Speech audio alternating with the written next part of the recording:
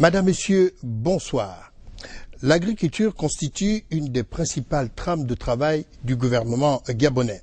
Ce même gouvernement s'emploie coûte que coûte donc à rechercher les voies et moyens pouvant permettre à notre pays d'assurer l'autosuffisance alimentaire tant recherchée. À l'occasion de la journée mondiale de l'alimentation, jumelée à la journée nationale de l'agriculture, nous avons voulu donc inviter le ministre de ce secteur pour voir avec lui, bien entendu, la nouvelle politique de développement agricole du Gabon, sa vision et bien entendu également ses objectifs. Notre invité, c'est M. Julien Nkorbocal, qui est ministre donc de l'Agriculture, de l'Élevage, de la Pêche et du Développement rural. Bonsoir, Monsieur le ministre.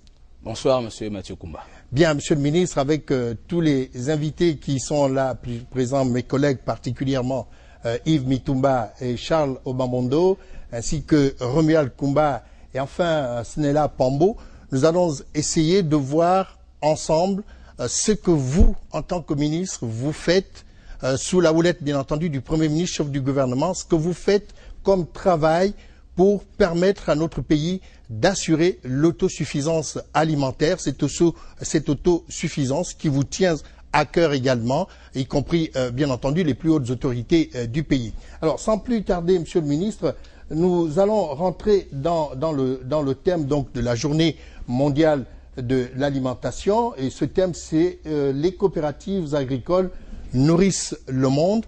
Alors, est-ce que vous pouvez un peu faire juste un tout petit commentaire sur ce thème, parce qu'on voit le mot coopérative qui est introduit à l'intérieur.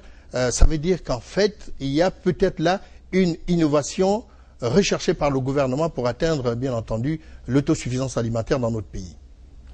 Bien, je vous remercie de me donner d'ailleurs l'occasion de pouvoir parler de la nouvelle politique agricole du Gabon, de sa vision, de ses objectifs. Parlant plus précisément du thème de la journée mondiale de l'alimentation qui est célébrée conjointement avec la journée nationale de l'agriculture, le thème « Les coopératives agricoles nourrissent le monde ». Pour vous marquer la pertinence de ce thème qui a été choisi par la FAO, quelques chiffres. Les coopératives agricoles, c'est 100 millions d'emplois dans le monde. Les coopératives agricoles, c'est 1 milliard de personnes qui sont membres des coopératives agricoles. Les coopératives agricoles, c'est 1100 milliards de dollars américains de chiffre d'affaires. C'est-à-dire l'équivalent du PIB d'un pays comme le Canada et même de l'Espagne. Les coopératives agricoles représentent au Brésil, pays émergent, pays du BRIC, 40% du PIB du secteur agricole. Au Kenya, en Afrique, un peu plus proche de nous, 1 million de personnes tirent leurs revenus parce qu'ils sont membres des coopératives agricoles. De par le monde, des exemples montrent que les coopératives agricoles ont permis aux agriculteurs, aux pêcheurs, aux petits producteurs d'accroître leur production agricole, de commercialiser leurs produits, de créer de l'emploi, en un mot, d'assurer et de renforcer la sécurité alimentaire. Donc, le thème qui a été choisi donc est fort pertinent. Et d'ailleurs, le gouvernement gabonais a jugé utile, en célébrant la journée nationale de l'agriculture, d'adopter le même thème. Parce qu'il s'agit aussi pour nous d'encourager ce genre d'entreprises commerciales. Parce que ce sont les entreprises commerciales qui jouent un rôle dans l'économie agricole.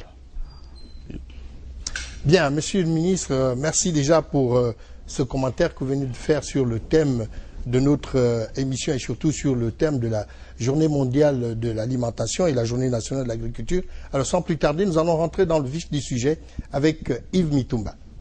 Monsieur le ministre, bonsoir. Bonsoir Yves. Alors, vous avez parlé justement de ces expériences de coopératives agricoles sur le plan mondial. Chez nous également, on parle d'expérience quand même, au Gabon.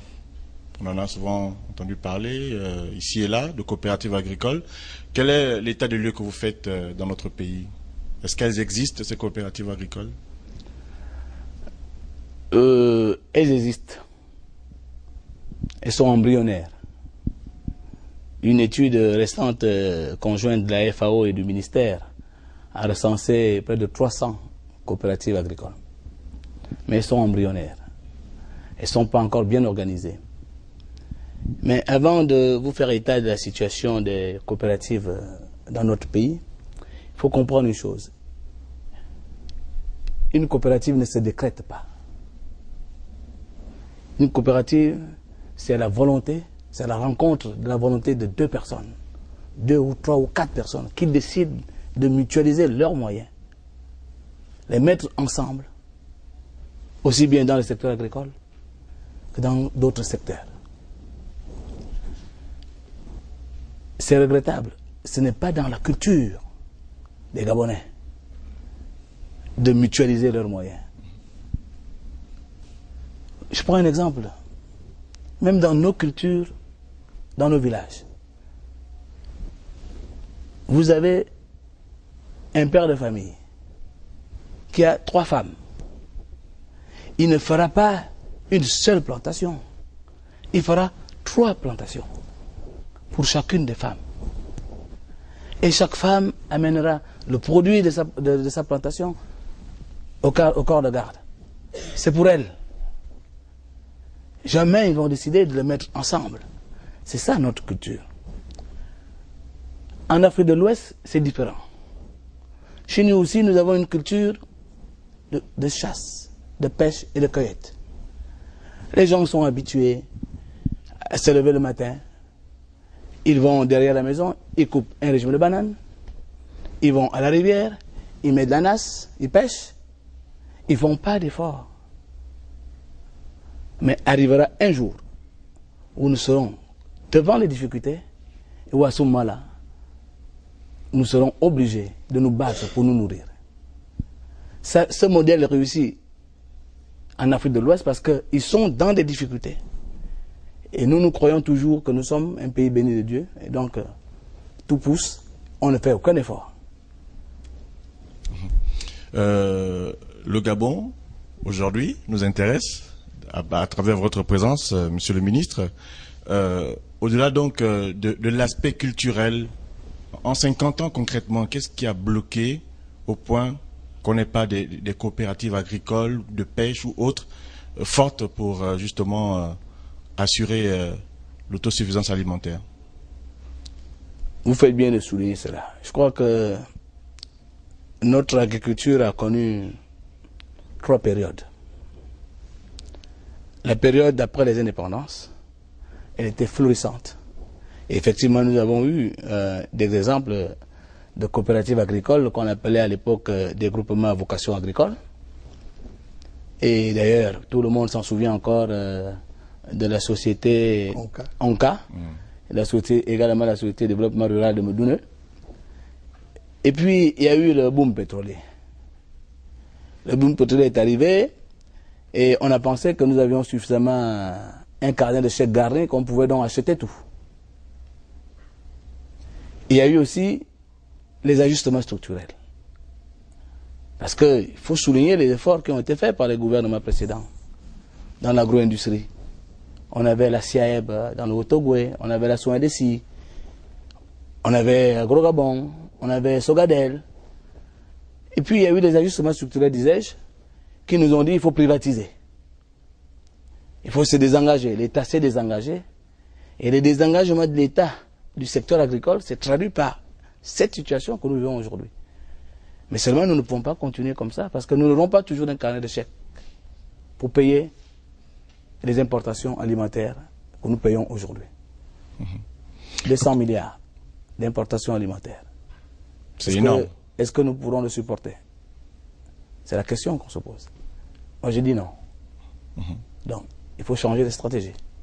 Et parmi ces stratégies, la mise en place des coopératives agricoles. qui passe par, Monsieur le ministre, aujourd'hui, par quoi? La mise en place des coopératives agricoles, ce n'est pas la stratégie. Ce n'est pas une stratégie, c'est une conséquence d'une politique. C'est simple. Il faut produire. Produire et produire. Comment produire? Investir, investir, investir. Les gouvernements africains se sont engagés à Maputo de donner, d'allouer 10% de leurs budgets nationaux à l'agriculture. Sur 54 pays, 8 pays l'ont fait. Le Gabon est encore à peine 1% du budget alloué au secteur agricole. On ne peut pas faire l'économie des investissements publics massifs dans le secteur agricole. À côté, bien sûr, des investissements privés. Vous l'avez signifié tout à l'heure, plus de 200 milliards de francs CFA de produits alimentaires importés par notre pays.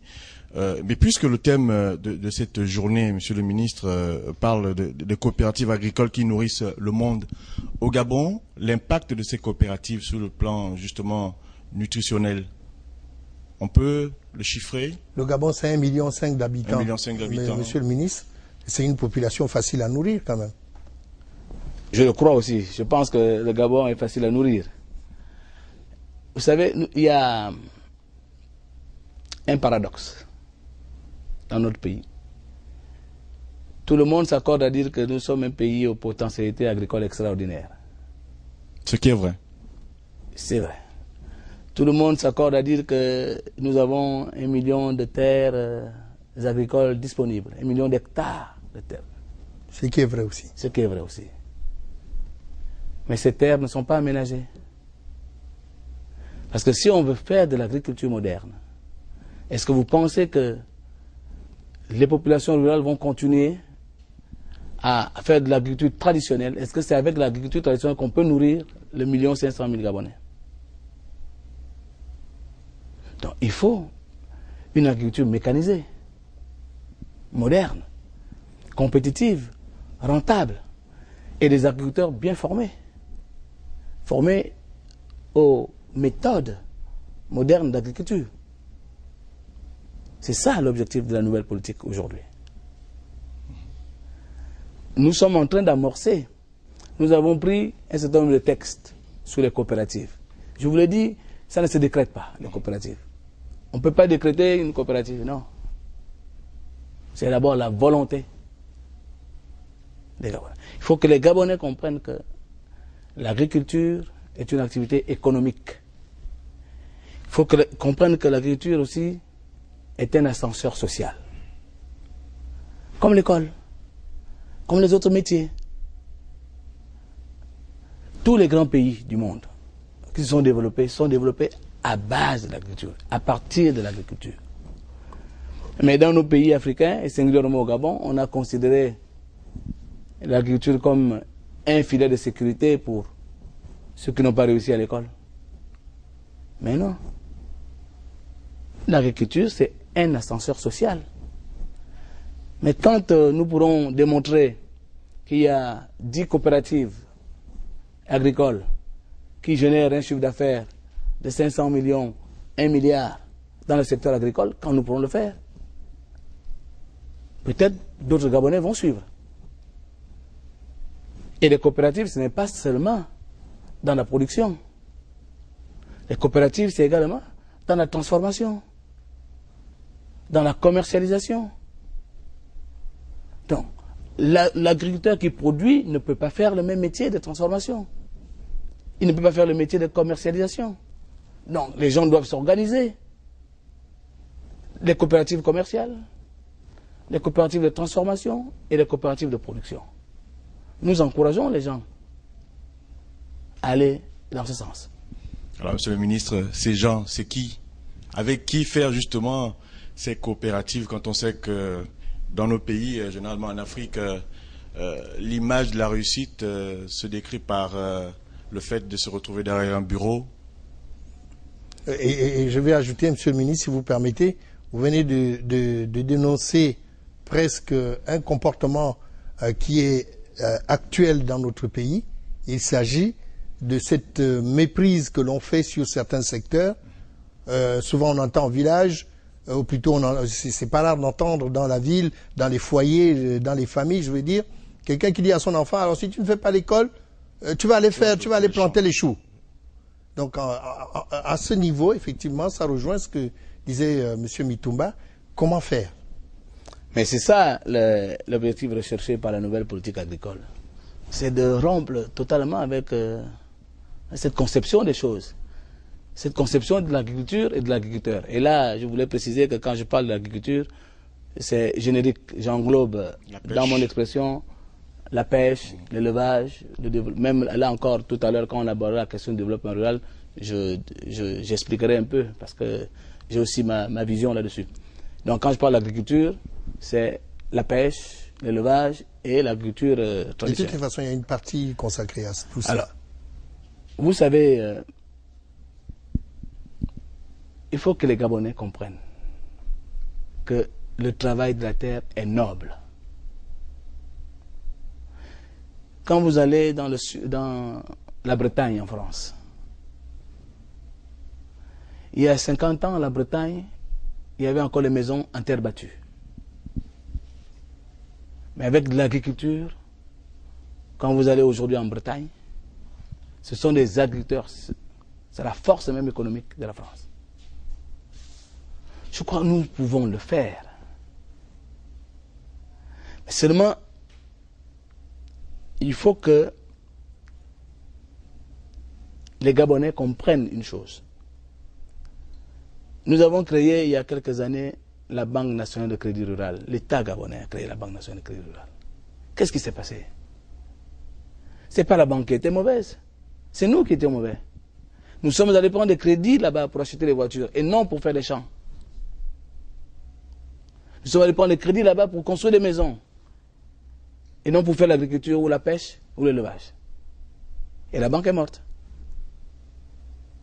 Aujourd'hui, si l'État décide de mettre un fonds spécial pour l'agriculture, qu'est-ce qui va se passer? Tout le monde va devenir agriculteur. Parce qu'ils veulent capter le fonds, mais pas pour aller faire l'agriculture. Donc il faut que nous-mêmes nous changeons de mentalité. Il faut que nous-mêmes nous changeons de mentalité. Mais à côté de ça, le gouvernement envisage de mettre en place un programme d'incitation au retour à la terre, encourager des jeunes gens. Je pense que nous sommes en train d'étudier au niveau du département ministériel dont j'ai la charge, de voir comment nous pouvons intéresser les fonctionnaires qui ne sont pas à l'âge de retraite, mais qui ne sont pas très loin, les encourager à aller en pré-retraite, à les installer, à les former et les installer comme des agriculteurs. Et comme ça, on peut commencer une expérience avec une cinquantaine ou une centaine de compatriotes installés dans une sorte de cluster où ils sont accompagnés par le ministère. Je crois que nous sommes en train de réfléchir à ça. Monsieur le ministre, une dernière question. Vous êtes bien le ministre de l'Agriculture, de l'Élevage et de la Pêche. Bien sûr. De ces trois disciplines, laquelle est-ce que vous pratiquez concrètement pour montrer l'exemple? Antoum, monsieur le ministre. Notamment Antoum. Pour être clair avec vous, je ne pratique aucune. Maintenant que je suis en charge de l'agriculture, je pense que j'ai déjà interpellé mes collègues du gouvernement en leur demandant à chacun d'avoir dans sa circonscription ou dans son village au moins 10 hectares pour commencer à faire l'agriculture, pour que nous montrions l'exemple. Vous savez, c'est comme ça qu'en Côte d'Ivoire, les choses se sont passées. Si la Côte d'Ivoire est devenue un premier pays producteur de cacao, parce que le président Houphouët-Boigny avait demandé à tous ses ministres de faire l'agriculture. Mais le problème ici dans notre pays, c'est que les ministres sont des boucs émissaires. Il faut qu'on enlève aussi cette mentalité. Quand le ministre de l'Agriculture va commencer à faire les fermes, on va dire qu'il détourne l'argent de l'agriculture parce qu'il fait les fermes. C'est ça le Gabon. Il faut qu'on change. Il faut qu'on change. Mais c'est inévitable pour vous, monsieur le ministre. Vous êtes en Toum, dans une banlieue proche de Libreville. C'est le village d'un côté, de l'autre c'est la ville. Mais monsieur le ministre, moi je voudrais bien être un de vos invités à votre table pour manger le kwamambo, le mbo, c'est-à-dire les tubercules et le manioc. Ben, je vais m'y mettre. Je vais m'y mettre maintenant. Merci, une monsieur dernière le question. ministre. Non, c'est tout pour l'instant. Bien. Pour l'instant, c'est tout avec Yves Mitumba, monsieur le ministre. Nous allons aborder donc la deuxième partie de notre émission qui consiste à parler donc de la nouvelle politique agricole du Gabon. Alors cette fois-ci, c'est Charles Obamondo qui prend donc le relais. Charles. Merci Mathieu. Bonsoir monsieur le ministre. Bonsoir Charles. Voilà. Monsieur le ministre, vous avez déjà égrené, disons, une partie de la vision du gouvernement concernant donc cette nouvelle politique. Les années 60, nous sommes en 2012 aujourd'hui. Vous avez donné des chiffres, c'est parfois effrayant, inquiétant et parfois aussi malheureux que nous soyons aussi dépendants de l'extérieur du point de vue des importations des denrées alimentaires. Vous allez décliner plus concrètement comment le gouvernement voit, disons, ce combat pour atteindre l'autosuffisance alimentaire. C'est de ça qu'il est question. Quelle est la politique, cette nouvelle politique? Nous sommes en 2012. Qu'est-ce qui a été conçu, les grandes lignes de la nouvelle politique agricole du Gabon? Bien. Dans le plan stratégique Gabon émergent, il y a le plan sectoriel agriculture, élevage, pêche et développement rural. Et dans ce plan, la nouvelle politique agricole du Gabon se décline en 5 axes stratégiques.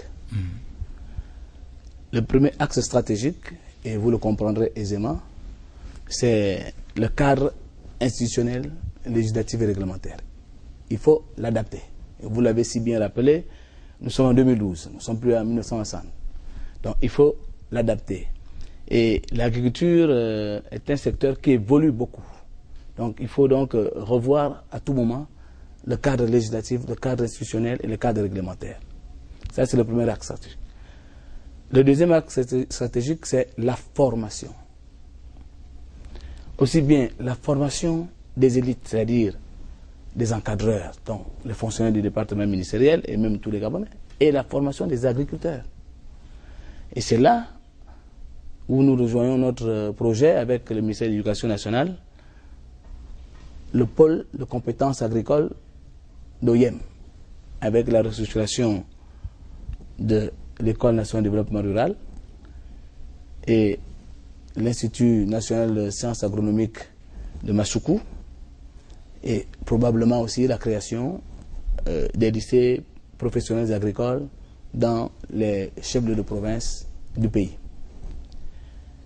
Le troisième axe stratégique, c'est accroître la production agricole pour assurer la sécurité alimentaire. Il faut accroître la production agricole. Vous voyez bien aujourd'hui, nous sommes dans un contexte particulier marqué par la hausse des prix des denrées alimentaires dans le monde. Et la tendance n'est pas prête de baisser d'ici pendant 15 ans. Donc, la réponse, le gouvernement a donné une première réponse avec les mesures fiscalo-douanières, mais la réponse réelle et la vraie, c'est d'accroître la production agricole. Donc, c'est un axe stratégique important. Le quatrième axe stratégique, c'est développer les filières agro-industrielles d'exportation. On va relancer un peu la culture de café, de cacao, la culture de palmier à huile, la culture de l'EVA, la culture de l'arachide, du maïs, du soja. Pour le maïs et le soja, c'est pas seulement pour exporter, mais également pour faire des aliments de bétail. Nous avons également, permettez-moi... on vous en prie, monsieur le ministre, allez-y.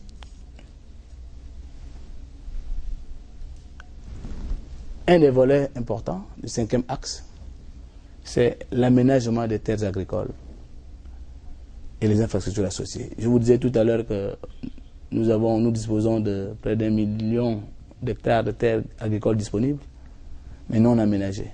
Si on veut attirer les investisseurs, d'ailleurs quand ils viennent, ils nous demandent où sont les terres, ils voient la forêt. Donc si on veut attirer les investisseurs, il faut qu'on leur mette à disposition des terres aménagées. Donc les terres aménagées, c'est des terres irriguées avec l'eau, l'électricité, les routes. Donc quand l'investisseur arrive, il trouve tout un contexte favorable pour réduire les coûts de production. Voilà les axes stratégiques. Mais pourquoi nous faisons ces axes? C'est pour faire quelle agriculture? Nous voulons aujourd'hui une agriculture de production présente sur tous nos territoires ruraux, sur l'ensemble du territoire. Nous voulons une agriculture rentable, économiquement performante et écologiquement responsable. Nous voulons une agriculture mécanisée, capable de donner aux producteurs des revenus substantiels et durables.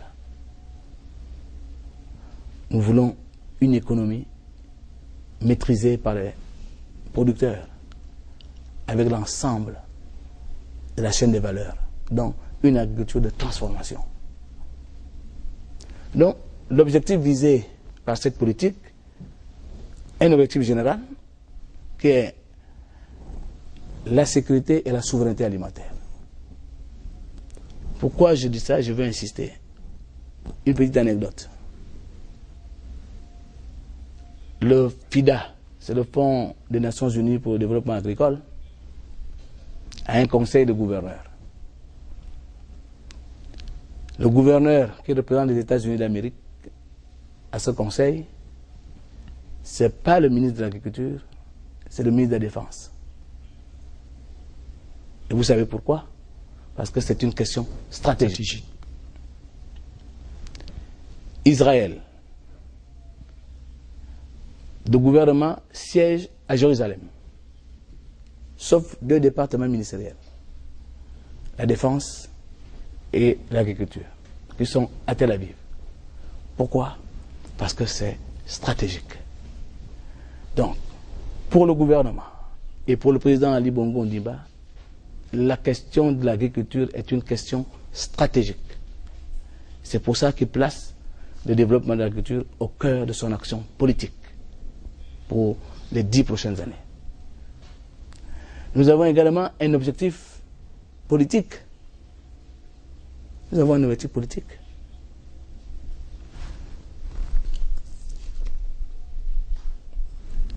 Nous voulons faire passer le Gabon, notre pays, du statut de pays à vocation agricole à un pays agricole. On nous a toujours présenté comme un pays minier, pétrolier, et un pays aux potentialités agricoles. Non, on veut maintenant être un pays agricole. Nous avons donc également un objectif économique, parce que pour nous, l'agriculture doit et sera le moteur de la croissance et de la diversification de notre économie, par la création d'emplois. C'est le plus grand gisement d'emplois qui puisse exister,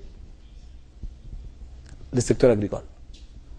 Nous avons également un objectif social, parce que lutter contre la pauvreté et freiner l'exode rural. Et là, nous allons revitaliser tous nos territoires ruraux.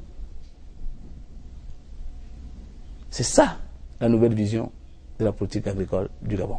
Monsieur le ministre, on va passer peut-être quelques moments sur ces grands axes, ces grands principes que vous avez définis, disons les axes, les objectifs, hein, en fonction de la volonté affichée par le chef de l'État Ali Bongo Ondimba.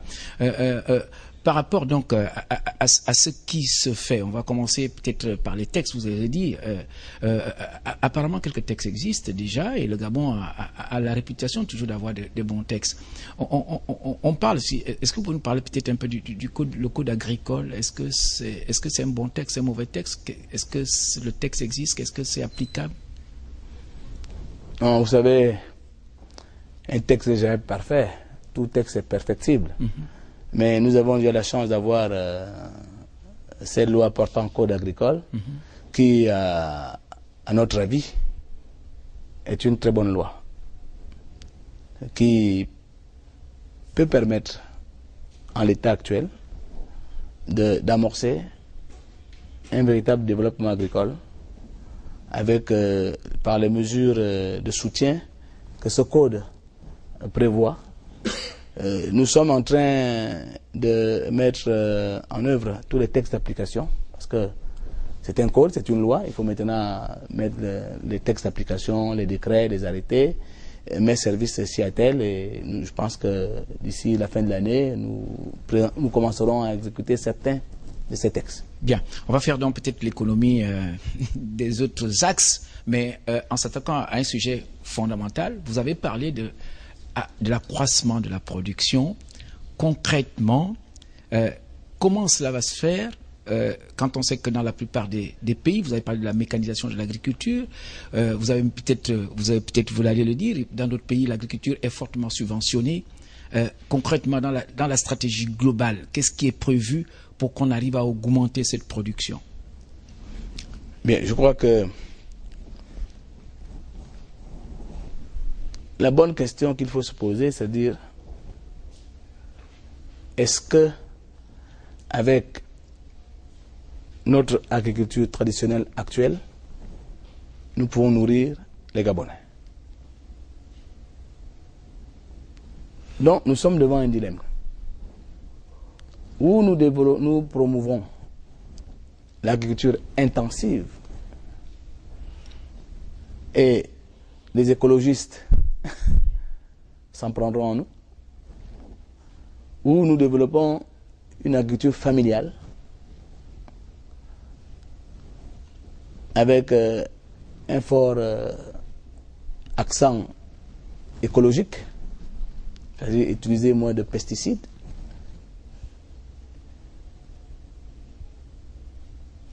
Mon avis personnel, c'est que ventre affamé n'a point d'oreille.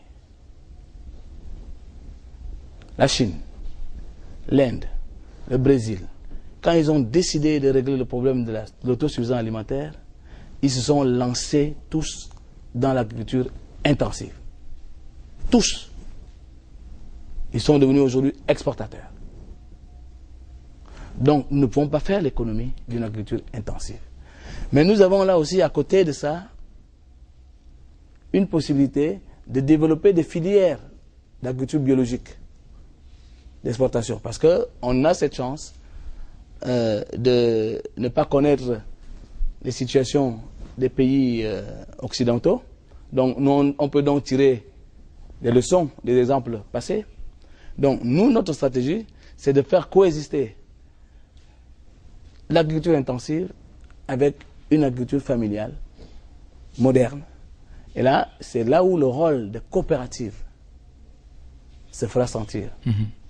Et c'est le travail que nous avons à faire. Bien. On va aborder les questions en rapport avec la formation et peut-être la recherche. On constate pour ce cas qu'à ce niveau, quand même, concernant la recherche, qu'on n'a pas suffisamment d'ingénieurs agronomes qui sortent chaque année.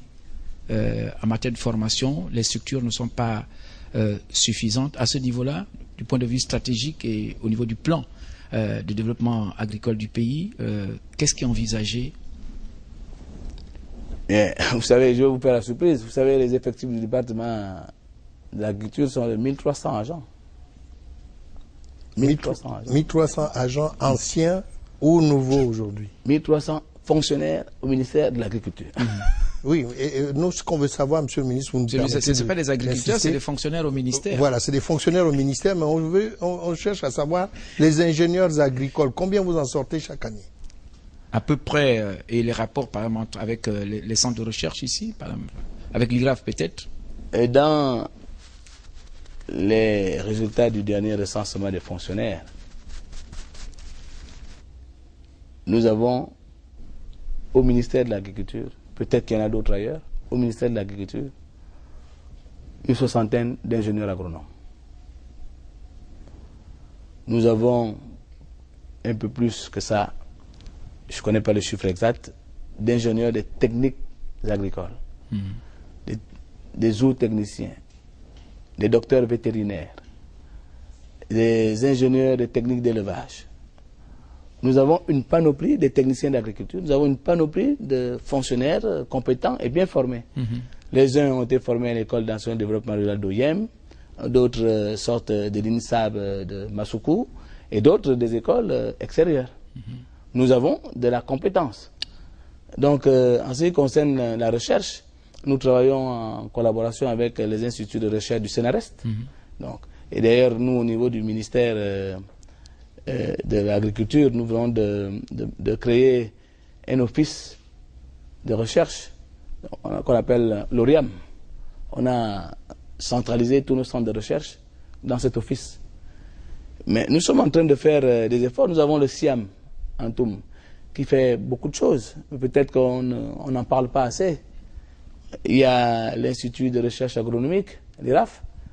Donc, nous avons beaucoup de travaux, mais peut-être qu'on ne parle pas assez. Pas suffisamment. Pas suffisamment. Je pense que je prends bonne note, on va essayer de communiquer un peu plus. Bien. Monsieur le ministre, peut-être, je vais laisser peut-être le micro à mes collègues. Une dernière question, parce que une politique agricole, une stratégie, ce sont les moyens à la fois ressources humaines, mais surtout ressources financières. Est-ce que le Gabon a les moyens de sa politique agricole? Qu'est-ce qu'on va mettre d'ici peut-être 2012-2016 en termes de budget, ou le budget qui est alloué au ministère de l'Agriculture aujourd'hui, est-ce que c'est satisfaisant? Est-ce que ça peut véritablement accompagner cette nouvelle politique agricole du Gabon? Vous savez,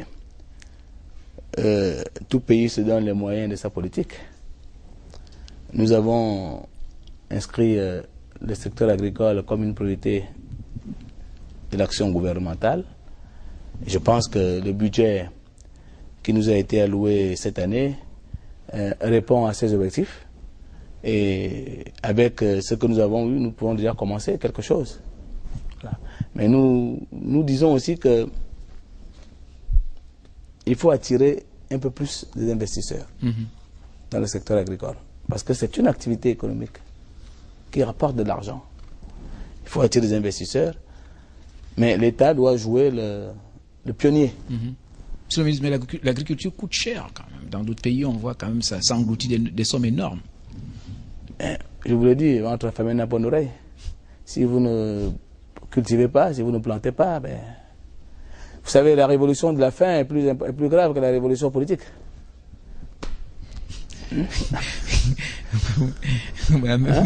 Merci, monsieur le ministre. Donc vous en êtes conscient au gouvernement, monsieur le ministre. Ah oui. Okay.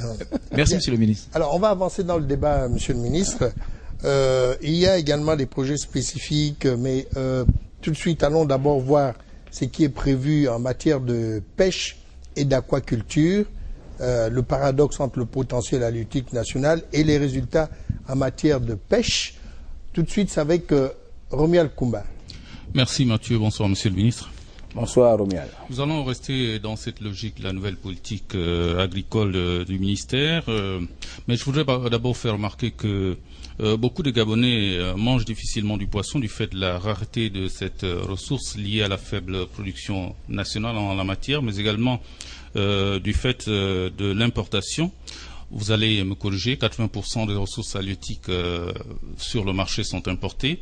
Est-ce que ce n'est pas là une fantastique contradiction quand on sait que nous avons 800 km de côtes maritimes, des nombreux fleuves, et qu'on soit là encore en train de tendre la main pour importer du poisson? Oui, mais c'est pas vrai ce que vous dites que les Gabonais ne mangent pas beaucoup de poisson parce que c'est cher. Les Gabonais, vous savez, les Gabonais mangent, chaque Gabonais mange 32,5 kg de poisson. Vous avez fait des enquêtes par an. C'est toujours d'actualité aujourd'hui, monsieur le ministre. Vous avez vu le président de la République aller voir la cherté de la vie. Une chose est la cherté des produits, une autre chose est ce que les gens mangent. Chaque Gabonais mange 32,5 kg de poisson par an. C'est une moyenne globale aussi. Ouais.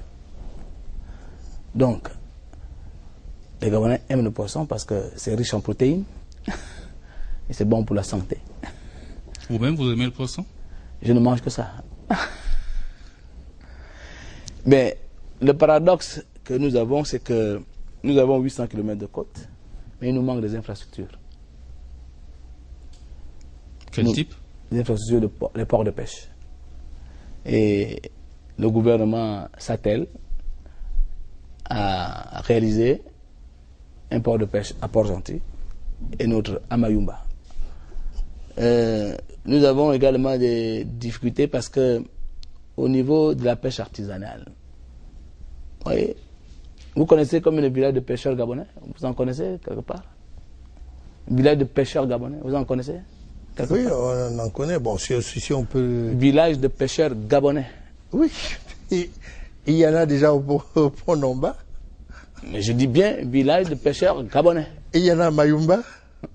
Je dis bien village de pêcheurs gabonais. Bon, ça c'est une autre histoire, monsieur le ministre. Je n'ai rien. Je ne suis pas xénophobe. Je veux vous montrer à quel point nos compatriotes se désintéressent des activités qui peuvent rendre leur vie agréable. Ils laissent ça aux mains des autres. Mais si vous laissez tout aux mains des autres, ils vont s'organiser pour que vous ne mangez pas, pour que ça coûte cher. Mais est-ce que la vocation première de l'État, ce n'est pas aussi, franchement, d'assurer peut-être la sécurité, justement, dans certains secteurs et privilégier les Gabonais, comme vous le dites, monsieur le ministre? Nous sommes en train de prendre le dossier à bras le corps. Aujourd'hui, nous produisons, bon an, mal an, 40 000 tonnes de poissons. C'est encore insuffisant. L'objectif, d'ici 2016, c'est d'atteindre 100 000 tonnes. Et pour cela, nous voulons encourager le pavillon national.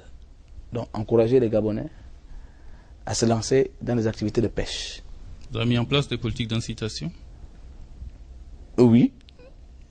Nous avons les politiques d'incitation. Nous allons encourager les Gabonais à solliciter l'octroi des licences de pêche pour pouvoir acquérir les bateaux. C'est pour ça que nous allons encourager le pavillon national. Mais le vrai obstacle que nous avons, c'est que pourquoi ça coûte cher? Parce que les bateaux qui viennent pêcher dans nos mers ramènent la production sur leur port d'attache. Nous allons en parler tout à l'heure. Oui, c'est pour ça, pour vous répondre, pourquoi le paradoxe. Si. Ils empaquetent, ils emballent et ils viennent nous vendre.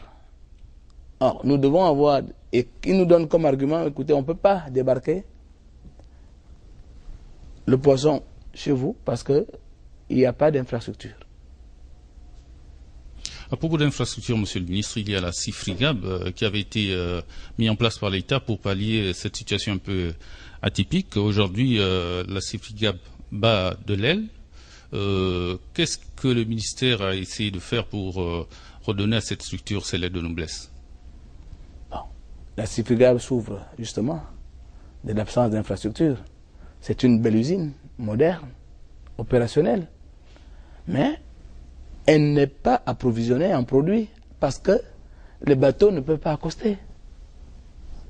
L'idée de mettre la CIFRIGAB n'était pas une mauvaise idée, mais nous ne sommes pas allés au bout.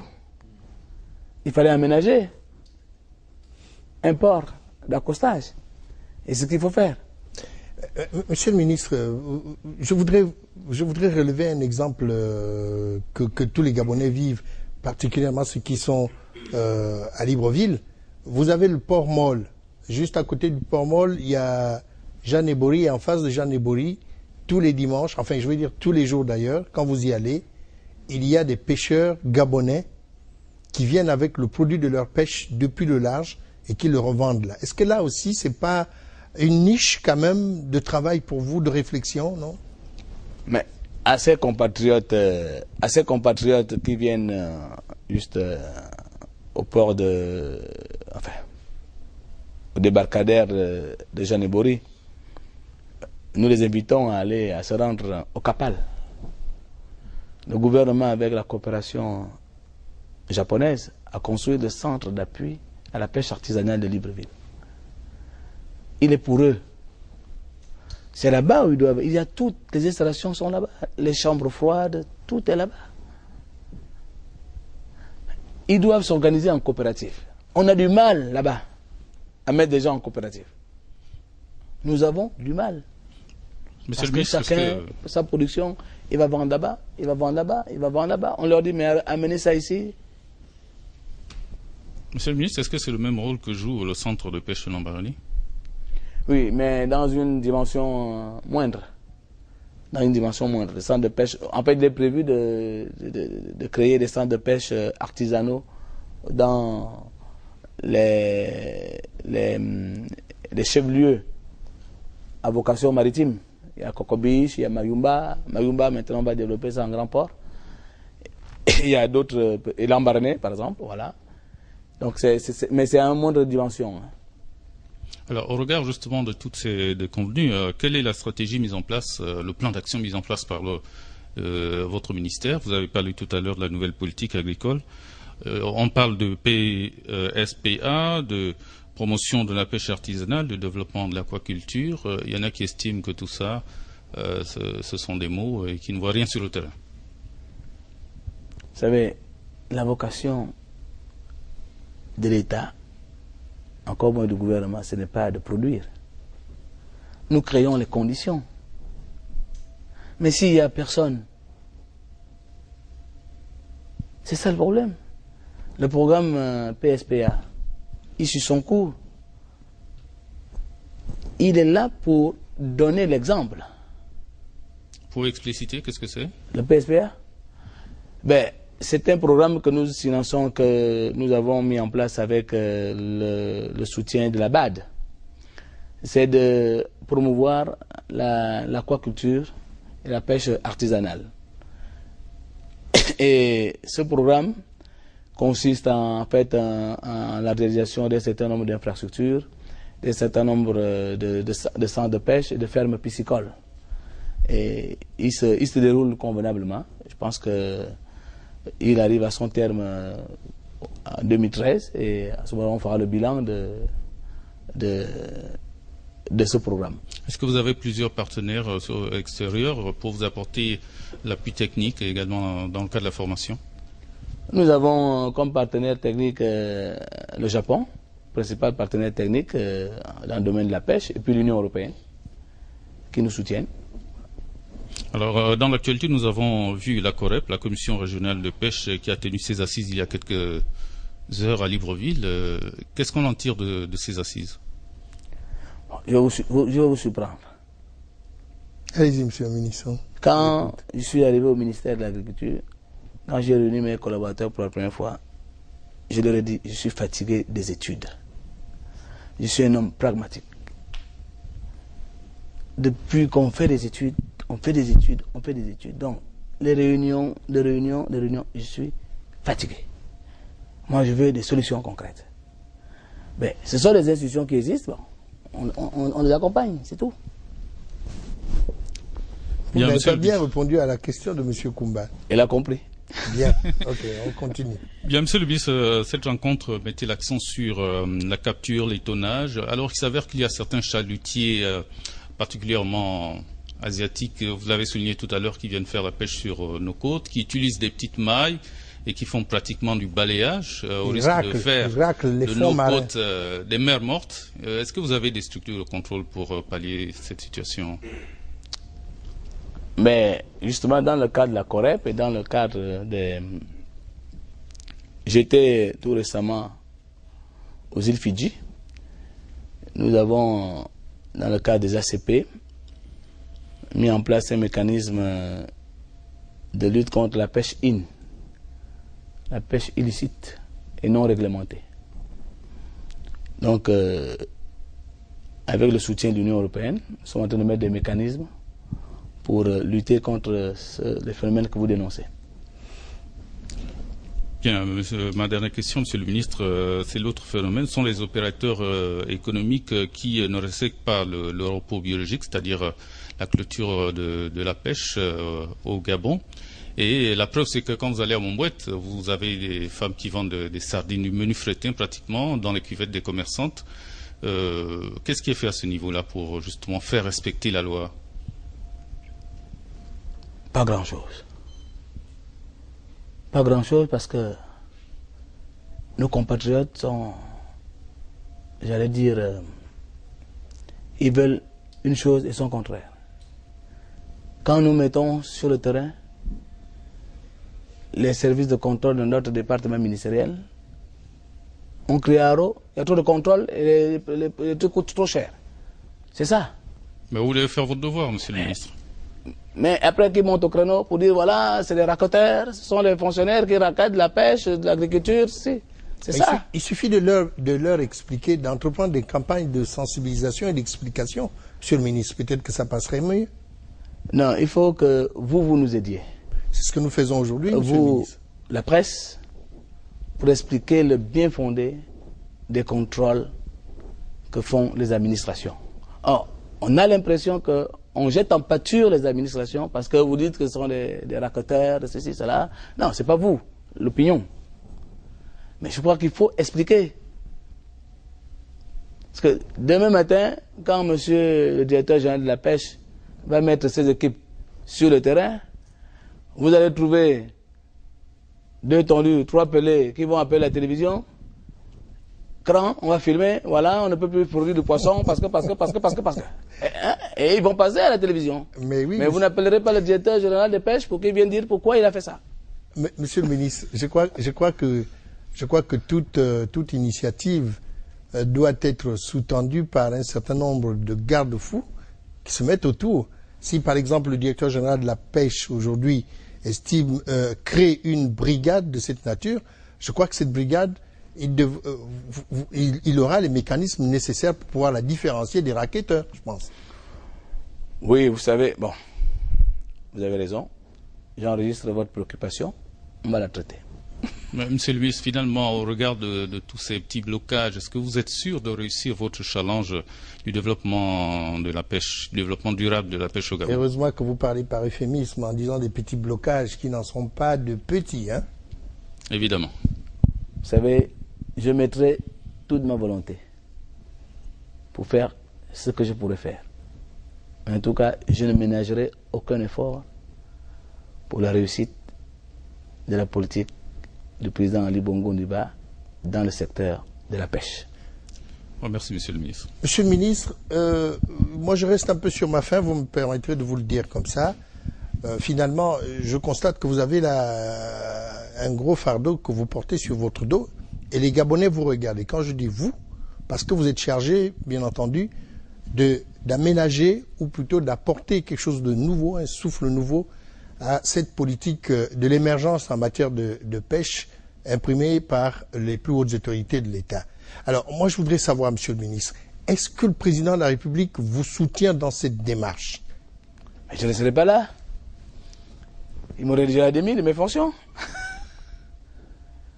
Parce que nous posons la question, nous ne voulons pas vous embêter, mais nous posons la question parce que nous voyons et nous observons qu'il y a effectivement de très gros blocages. Je ne voudrais peut-être pas chercher à vous dire quels sont les blocages, mais nous savons quand même que c'est assez compliqué pour vous vraiment d'amener tous ces projets-là à bon port, monsieur le ministre.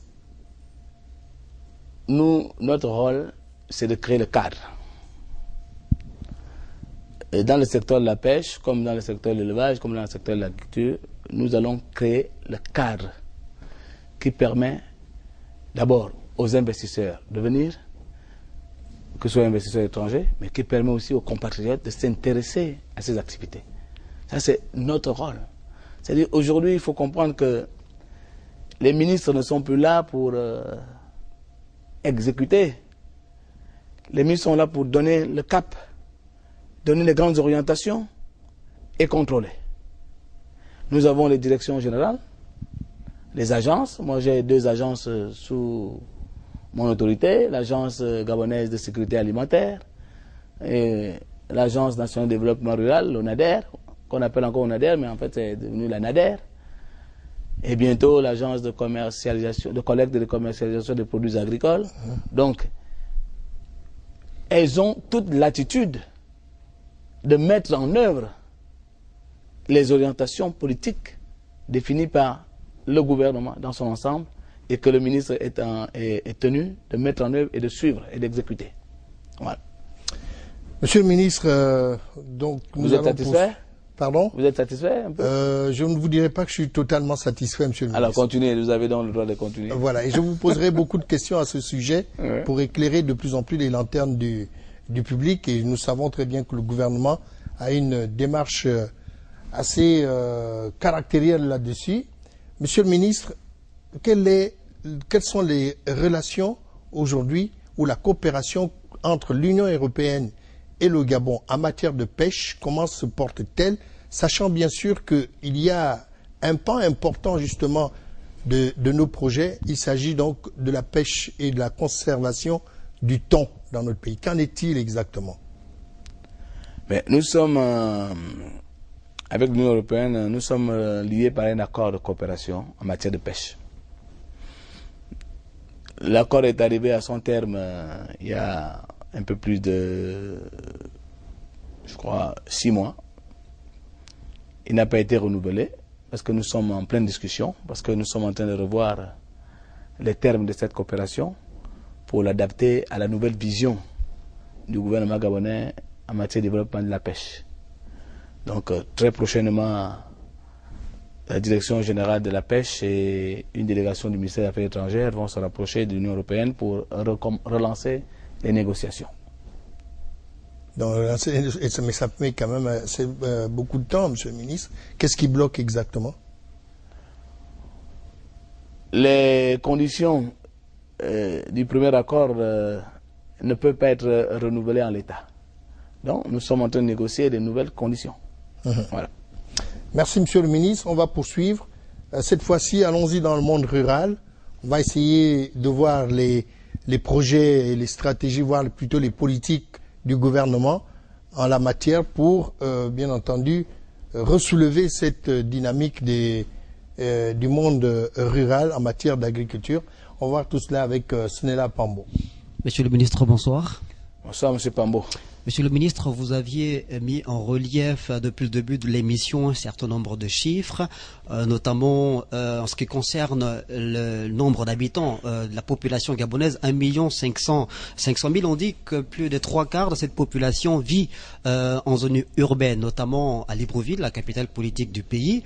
Mais Dieu seul sait que plus de 80% du territoire national recouvert de forêts, donc de terres, et l'essentiel de terres cultivables reste quand même dans les zones rurales. Quelle stratégie de développement rural est mise en place par le département dont vous avez la responsabilité? C'est une très bonne question, mais avant de répondre à cette question, je voudrais d'abord faire quand même 2 ou 3 petites observations. Le développement rural, ce n'est pas que l'agriculture. Ce n'est pas que l'agriculture. C'est un secteur transversal. L'agriculture, ou l'élevage, ou la pêche, est une activité. Le développement rural, c'est des bonnes routes praticables en toute saison. C'est l'école, c'est le centre de santé, c'est l'adduction d'eau, c'est l'électricité. C'est ça. C'est l'activité économique. C'est ça le développement rural.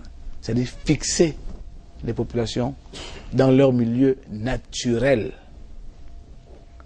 Exactement. Il y a donc un ensemble de, sans vous couper, monsieur le ministre, de départements ministériels qui doivent donc travailler de concert pour rendre ce développement rural réel. Qu'en est-il exactement au niveau du gouvernement? Y a-t-il une vision partagée, une synergie entre votre département, celui de l'intérieur, par exemple? Nous travaillons à mettre en œuvre cette synergie. Nous travaillons à la mettre en œuvre avec le ministère en charge de l'aménagement du territoire, avec le ministère en charge de l'énergie et des ressources hydrauliques, et avec le ministère de la Santé, le ministère de l'Éducation nationale, le ministère en charge des routes également. nous sommes en train donc de mettre en place une synergie pour revitaliser nos territoires ruraux. Et une étude est en cours dans mon département ministériel avec l'appui de la BAD pour voir comment nous pouvons implémenter cela sur 2 ou 3 exemples de villages revitalisés. Et si ça réussit, nous pouvons l'étendre sur tous les villages. Monsieur le ministre, il y a une maxime populaire qui dit mieux vaut prévenir que guérir. Il y a certains conflits qui ont éclaté aux 4 coins de l'Afrique à cause des problèmes de foncier. Aujourd'hui, dans notre pays, le gouvernement a consacré depuis quelques années l'exploitation des terres pour plusieurs projets. La création des 13 parcs nationaux, c'est quand même 10% du territoire. Il y a des concessions qui sont faites à certaines multinationales pour l'extraction des mines. Et puis à côté, il y a bien sûr les populations qui cherchent à vivre, parfois à survivre, notamment dans les zones rurales. Quelle politique d'aménagement des terres agricoles mise en relief par votre département pour éviter justement ou pour prévenir d'éventuels conflits? Mais je voudrais d'abord relever que pour le moment nous n'avons pas encore de problème foncier. Le foncier rural ne pose pas encore problème au Gabon. Hein. Je crois qu'il y a encore suffisamment d'espace. Nous avons pris les devants. Nous sommes en train d'élaborer un plan national d'affectation des terres qui va permettre la répartition des terres entre les terres destinées à l'exploitation minière, à l'exploitation agricole, à le développement urbain ou autre. Donc, ce plan est en cours d'élaboration. Et dès qu'il sera terminé, il va faire l'objet d'une validation par toutes les parties prenantes et sera communiqué. Mais en tout cas, il est clair que à l'issue de la validation de ce plan, on connaîtra le pourcentage affecté aux terres agricoles. On a souvent présenté, monsieur le ministre, la province de Wellington comme étant le grenier du Gabon. Certains compatriotes dans les années 30-40 ont pu se réaliser socialement grâce à la culture du cacao ou du café, par exemple. Alors, dans ce programme d'aménagement des terres agricoles, est-ce qu'il y a des sites prioritaires aujourd'hui, par exemple avec la culture ou de l'EVA ou du cacao? On voit bien que c'est la province de Wellington, c'est celle de Langounier. Y a-t-il des sites prioritaires disséminés sur l'ensemble du territoire? Vous savez, le Gabon dispose d'une carte agricole. Donc, la carte agricole nous donne pour chaque région des spéculations qui peuvent être développées et plantées. C'est vrai que la région du Wellington s'est distinguée par le passé par la culture du café et cacao, mais il y en a même la région du Haut-Togoé et même la région de Logolo. Je crois bien qu'il y a une grande plantation de cacao, de café cacao dans Logolo, Njolé Pouvi, comme il y en a dans le Goué-Vindo, comme il y en a dans le Haut-Togoé, comme il y en a dans le Wellington. Mais ce qu'il faut comprendre, c'est que, je l'ai dit là, nous, dans un des 4 axes stratégiques de la nouvelle politique, c'est que nous voulons développer l'agro-industrie par les cultures d'exportation. Le cacao est une culture d'exportation ou le café ou les EVA. Et là, il faut que des grandes industries viennent s'installer. Et à travers les politiques de plantation villageoise, pour encadrer les villageois, que nos populations peuvent augmenter leurs revenus et avoir un transfert de technologie. Mais vous ne pourrez pas atteindre le niveau de production de cacao, de café de la Côte d'Ivoire rien qu'avec nos plantations. Parce que entretenir une plantation de cacao à 1 hectare, les rendements sont trop faibles. Il faut donc qu'il y ait des industriels qui soient pour accompagner ces populations. Est-ce que tout ça c'est envisageable en ce moment dans la nouvelle politique du Gabon en la matière? Mais oui, je l'ai dit tout à l'heure, Nous attirons les investisseurs pour qu'ils viennent. Ça va se faire à l'horizon de combien de temps, monsieur le ministre? Mais monsieur, je ne peux pas aller mettre la corde au cou à un investisseur de venir tant qu'il ne vient pas. Bon, j'attends. Le problème qu'il faut comprendre, le gouvernement ne peut plus être planteur. Ce n'est plus possible. Ce n'est plus possible. Nous avons montré nos limites. La zone d'ici est tombée, a été privatisée parce que l'État était un mauvais planteur. Sogadel est tombé parce que l'État était un mauvais éleveur. C'est vrai que les plans d'ajustement structurel sont venus, mais nous-mêmes, nous avons prêté le flanc. On a mangé tout ce qu'on... Donc, il faut... Parce que quand quelqu'un aura investi son argent dans une plantation, c'est son argent. Il ne fera pas. Il ne va pas s'amuser avec ça. Mais quand c'est l'État, il dit, oh, c'est pour l'État. Donc, nous sommes là aussi pour inciter les gens à s'investir. Monsieur le ministre, vous aviez parlé tout à l'heure de la culture de l'EVA, du café, du cacao également. Il y a quelques mois, il y a eu une grogne de la part de certains acteurs de la société civile qui ont remis en cause la politique initiée par le gouvernement en ce qui concerne l'érection de ces grandes plantations dans la province de Langounié, mais surtout dans la province de Wellington. Certains experts de la société civile sont allés même jusqu'à dire qu'il y avait des conséquences fâcheuses sur la culture des certaines... L'utilisation des engrais, voilà, certains pesticides, je crois. Voilà, des pesticides, que la culture de l'EVA a séché, les rivières. On a beaucoup parlé de la dimension environnementale, de la question, mais quel est le regard du patron du département de l'agriculture que vous êtes par rapport à cette situation? Vous savez, on peut faire parler tous les chiffres. L'économie n'est pas une science exacte. Les statistiques aussi se trompent. Quand on est contre un projet, on peut lui faire tout dire. Moi, j'ai écouté les débats sur cette question. Moi, je pense que je ne suis pas ingénieur agronome, je ne suis pas un chercheur, mais j'ai un peu de bon sens. J'ai un peu de bon sens. À ce que je sache, c'est pas la première fois qu'on fait de l'EVA dans le Wellington. Il y a eu EVGAB. À ce que je sache. Donc, pour moi, la question est close. Le chef d'État, Ali Bongo Ondimba, a clos le débat. Il s'est transporté lui-même sur les sites concernés dans le Wellington. Il a réaffirmé sa volonté et la détermination du gouvernement à conduire à bon port ce projet. Et ce projet suit son cours normalement. Voilà. Monsieur le ministre, vous aviez également parlé de ce chiffre important en ce qui concerne la dépendance du Gabon vis-à-vis de l'extérieur, en ce qui concerne l'importation des produits alimentaires, un peu plus de 200 milliards de francs CFA. Je pense, et dans ces produits alimentaires, il y a un aliment de base très prisé dans les ménages. C'est le riz.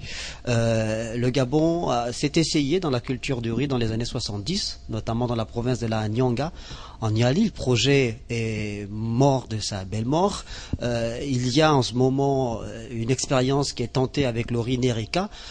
Qu'en est-il exactement par rapport à ce projet il faut ajouter aussi qu'il y a un investisseur national qui a une plantation de riz ou des hectares de riz dans la province de Langounié. Dans la province de Langounié, oui, sans citer son nom.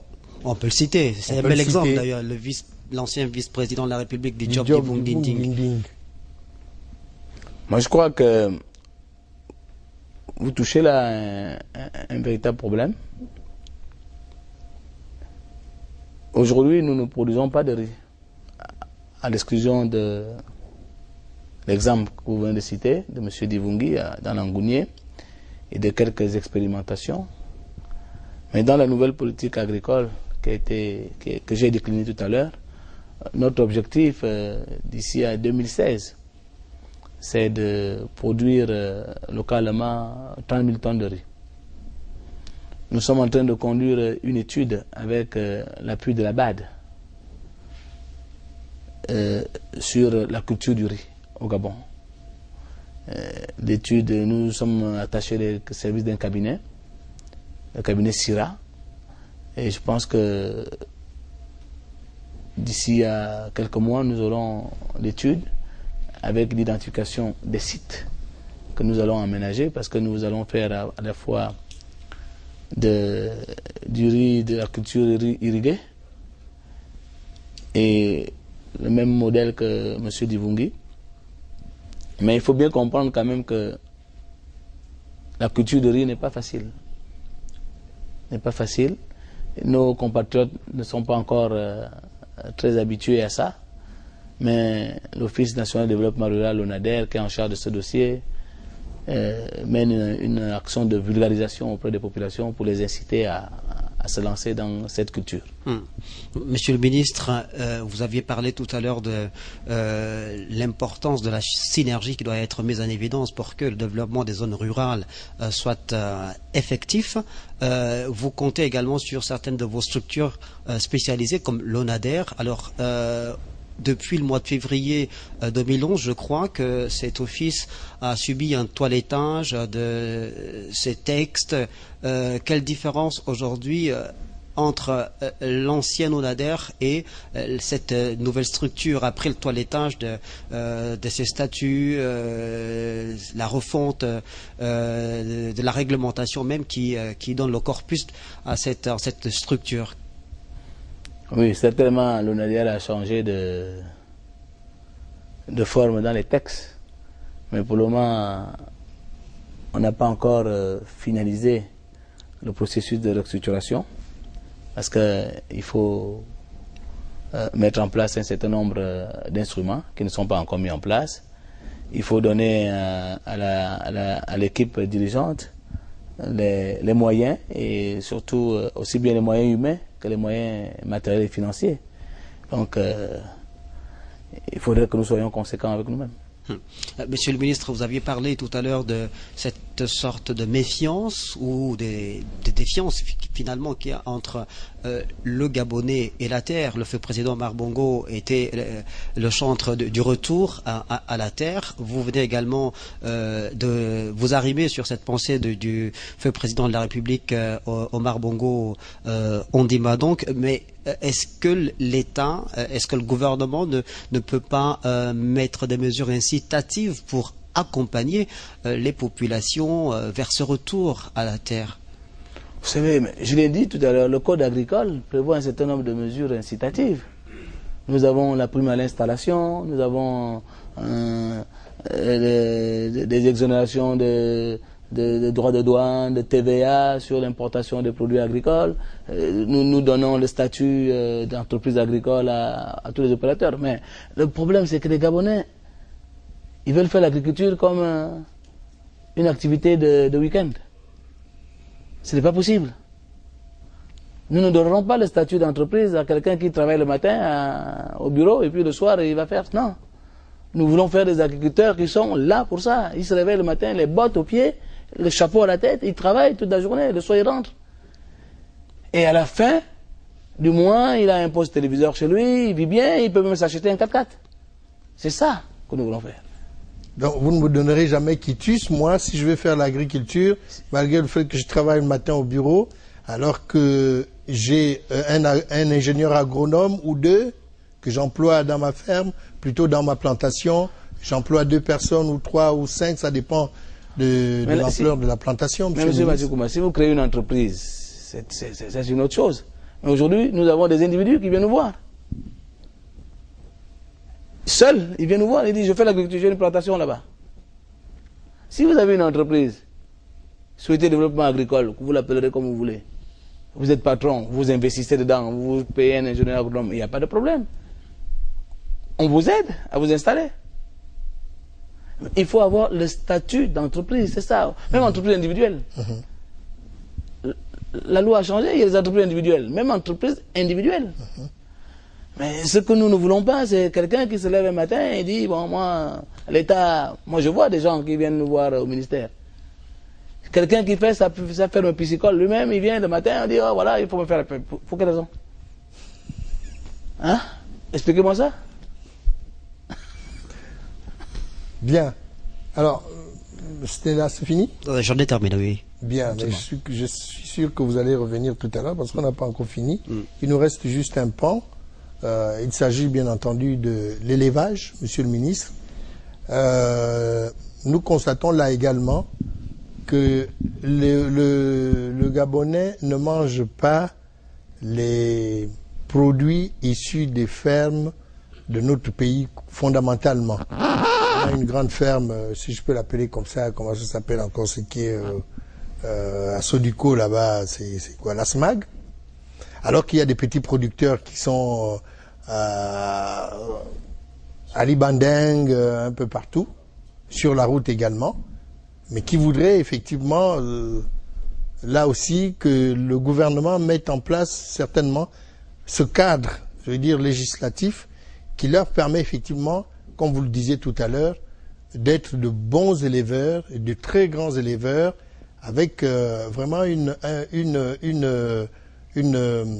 vous voulez, une grosse production de leur élevage. Alors, à ce niveau, vous avez parlé des fermes agro-pastorales qui sont en projet également, pilote.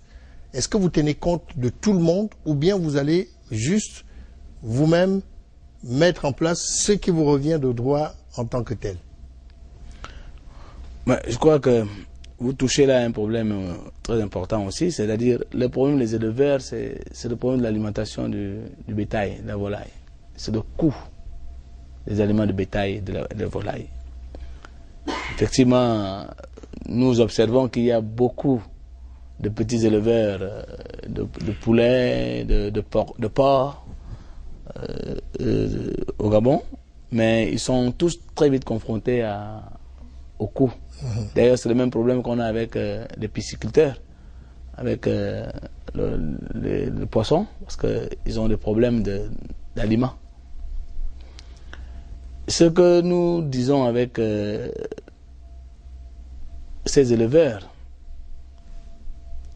c'est que aide-toi et le ciel t'aidera. Vous voyez, les Gabonais, ils élèvent les poules. Ils élèvent les poules. Ils élèvent les cochons. Mais dans quelles conditions hygiéniques? Non, vous aurez du mal à ce que les Gabonais aillent prendre ces poulets-là pour manger. Les Gabonais, pour des raisons de sécurité sanitaire, obligés d'aller en bolo. Prendre le poulet qui est emballé, qui est conditionné dans les bonnes conditions. Et c'est là où je parlais des coopératives, pas seulement de produire, mais aussi des coopératives de conditionnement. Ils sont dans un domaine bien précis. C'est ça le vrai problème. Mais ça, c'est pas l'État qui va leur construire. Il faut qu'ils aillent s'adresser aux banques. Ils montent un projet crédible. Oui. Oui. Moi, je vous dis, pourquoi dans ce même pays, des citoyens qui viennent, ceux qui nous apportent leur force de travail, réussissent à faire des choses. Nous allons faire la foire mardi. Mais il y a des Européens qui ont des élevages, qui transforment déjà. Ici au Gabon? Ah oui. Qui font des jambons, tout ça, des saucissons. Ici au Gabon? Ici au Gabon. Mais il faut commencer par les petites choses. Ce sont les Européens, vous avez dit. Mais et ils ont la facilité d'avoir de l'argent, monsieur le ministre. L'Union européenne peut les suivre. Non, il y avait les banques locales là. Mais les banques locales, monsieur le ministre, elles peuvent leur prêter de l'argent parce qu'ils sont certainement, ils présentent une certaine solvabilité. Vous connaissez une banque qui est dirigée par un blanc ici? Non, je parle de solvabilité, monsieur le ministre. Les blancs, nos banques sont dirigées, nos directeurs de crédit sont les Gabonais. Mais c'est parce qu'ils amènent des dossiers clairs. Mais si vous partez le matin, je veux le crédit, où est votre dossier? Vous n'avez même pas le dossier juridique. Vous n'avez rien. Vous voulez un crédit. Vous n'avez pas bien monté votre dossier. Mais monsieur le ministre, est-ce que vous pensez que tous ces Gabonais qui ont des fermes à l'heure actuelle n'ont pas de... Demandez-leur s'ils ont une comptabilité. Pardon? Demandez-leur s'ils ont une comptabilité. Mais il faut les aider, monsieur le ministre. C'est le ministère de l'Agriculture? Non, je dis en tant qu'organe technique, vous pouvez leur apporter justement cette aide technique, je pense. Oui, c'est ce que nous efforçons de faire. C'est ce que je suis en train de dire. Il faut aussi, on dit aide-toi, etc. Nous avons trop au Gabon de dire qu'on attend tout de l'État. C'est ça le vrai problème. Je vous prends un exemple. Le gouvernement a institué la Journée nationale de l'agriculture. À cette occasion, on a décidé de faire une foire agricole.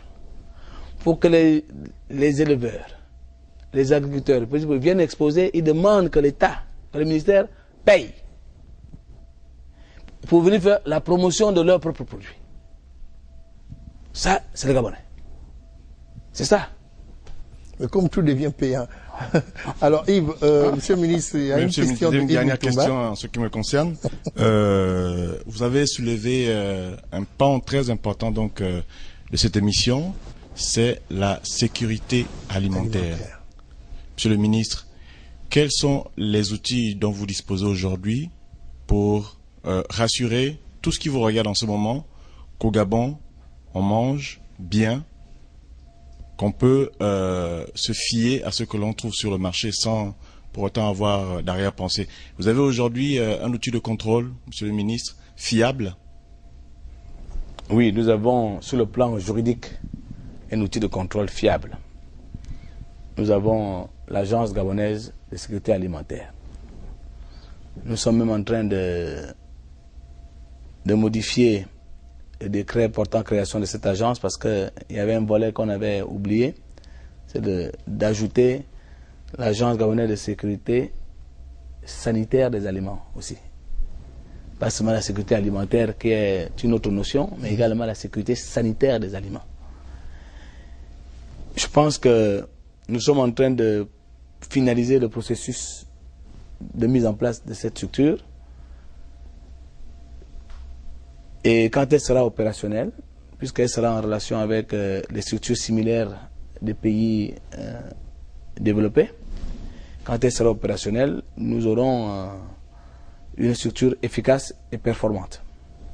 Mais en attendant, nous exerçons des contrôles. Et je reviens sur les problèmes de nos contrôles.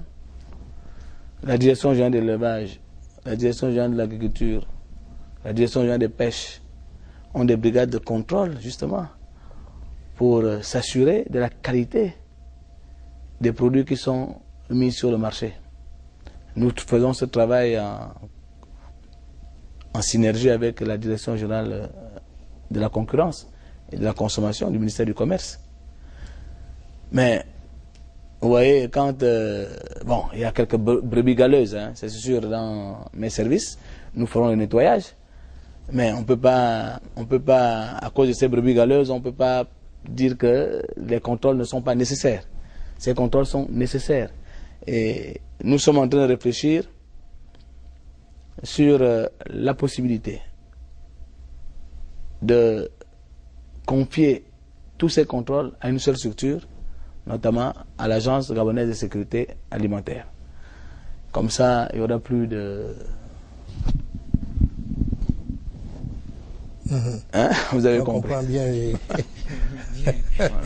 des tours de passe-passe. Alors, une autre question de Charles Obamondao. Oui, allez-y. Peut-être dans le même sens, monsieur le ministre, est-ce que vous pouvez nous parler un peu de ce laboratoire? Parce qu'en fait, il y a aussi des chevauchements vous êtes en train de mettre une nouvelle structure. Est-ce que vous avez intégré les autres départements, les autres organes techniquement qui participent au contrôle de la qualité des aliments que l'on mange? Et le laboratoire, est-ce que ça fonctionne?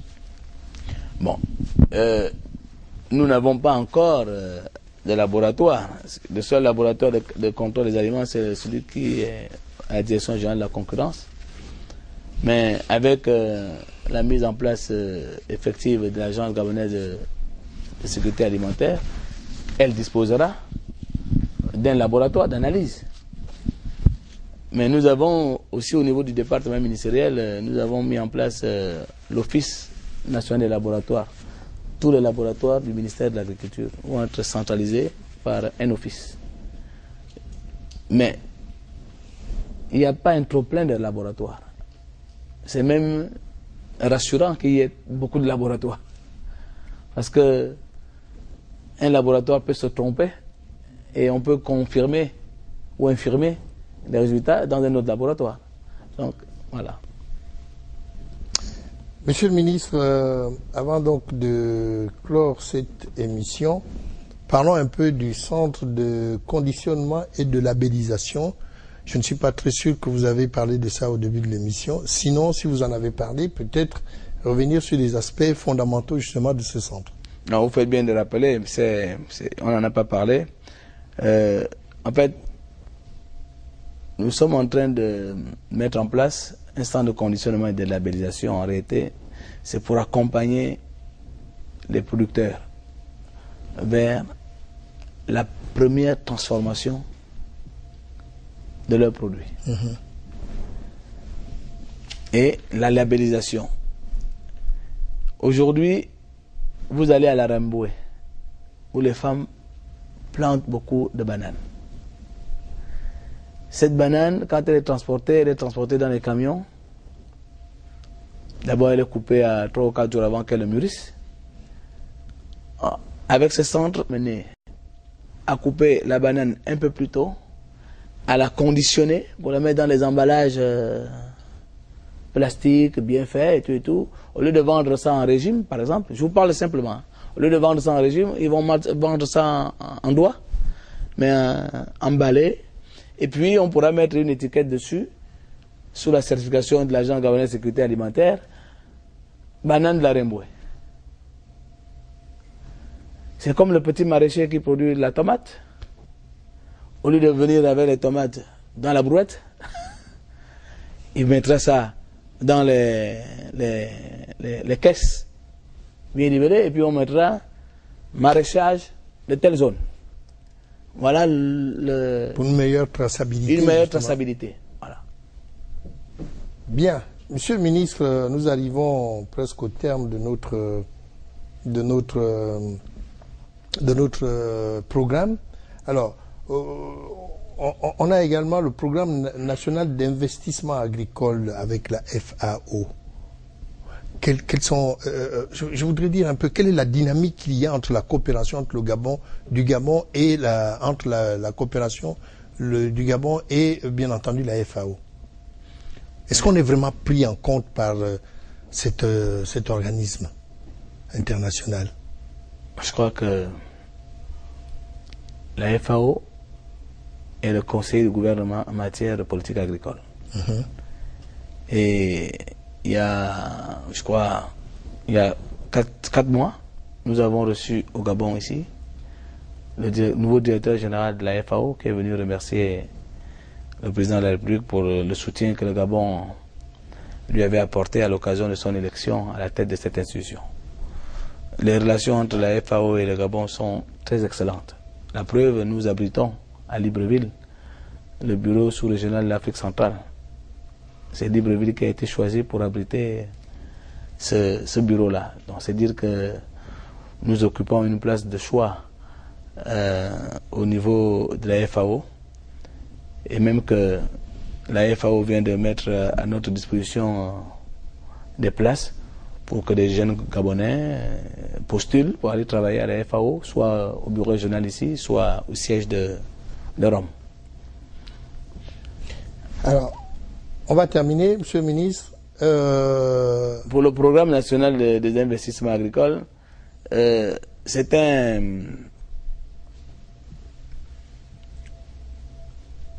un programme qui est prévu par l'Union africaine et le NEPAD.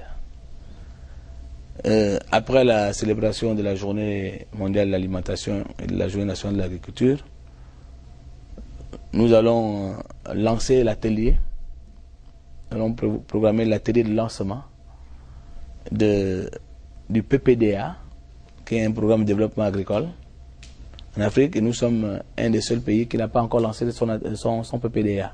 C'est à l'issue de ce PPDA que le Gabon adoptera sa stratégie de développement agricole à travers ce programme national des investissements agricoles. Voilà.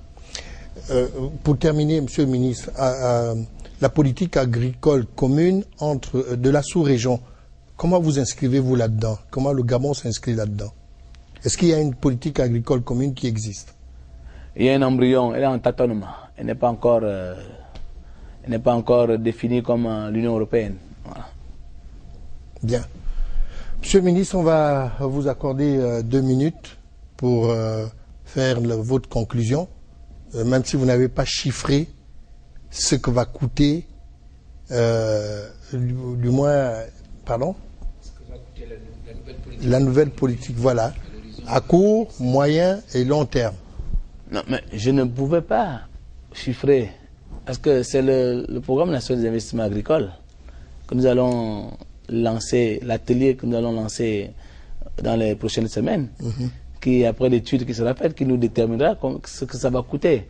Ce que je vous disais, c'est la nouvelle vision, avec les objectifs que nous sommes fixés. Et l'objectif que nous nous fixons, qui reste un objectif réaliste, c'est d'avoir 10% du budget national consacré à l'agriculture. Pour le moment, nous sommes à 1%, donc nous pensons que si dans les années qui arrivent, nous atteignons 2, 3, 4%, ce serait quelque chose. Donc, j'étais déjà à ma conclusion ou pas? Non, on vous laisse 2 minutes parce que vous avez répondu juste à ma question, voilà. Mais 2 minutes pour conclure. Bien, je voudrais, en concluant cette émission, d'abord remercier la RTG, Gabon Télévision, pour m'avoir donné cette occasion de pouvoir m'adresser aux Gabonais. Mon message est simple. L'agriculture est un secteur stratégique pour notre pays. Et l'agriculteur est un citoyen qui a droit au respect. Donc, j'invite donc nos compatriotes à s'intéresser au travail de la terre. Je pense que le gouvernement a la volonté politique. Si nous le voulons, nous pouvons atteindre l'autosuffisance alimentaire et je le pense, ce n'est pas un rêve. Nous pouvons le réaliser. Voilà, Monsieur le ministre, donc nous sommes tous suspendus à vos lèvres pour manger les macabos, les tubercules, ce qu'on appelle les timba dans certaines langues du Gabon, le manioc et bien entendu le folon à l'horizon dans quelques temps pour le bien-être donc des Gabonais et pour assurer également cette autosuffisance alimentaire recherchée par le premier des citoyens gabonais. Merci, Monsieur le ministre, d'être passé et soyez sûr que nous allons vous solliciter encore pour d'autres éclaircissements les mois à venir. Et à bientôt pour tous ceux qui nous ont suivis. Bonne soirée à tous.